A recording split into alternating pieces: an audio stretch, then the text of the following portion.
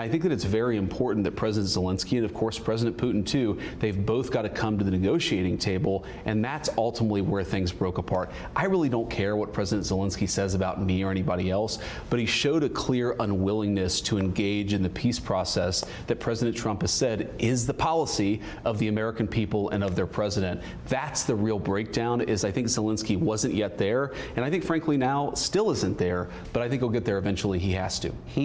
My understanding is he tried to get back in, or tried to stay a number of times, and then made numerous calls to come back. Is that true? I don't know about numerous calls, but they certainly made at least one request to come back in and continue the conversation. The president was like, look, first of all, they were disrespectful, and second of all, what are we even going to talk about? They've shown a clear unwillingness to discuss the peaceful settlement that President Trump is trying to bring to the situation.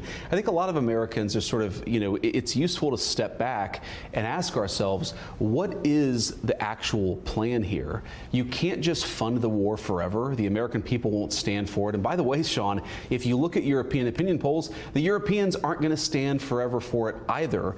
We need to bring this thing to a peaceful settlement. The president was trying to do that. He'll continue to try to do that, but you've got to have two to tango. You've got to have a negotiating partner in the Ukrainians who recognize that, of course they have their views, and of course they're not always going to agree with us, but they've got to participate in the conversation. They weren't willing to do that on Friday, so the president said send him home.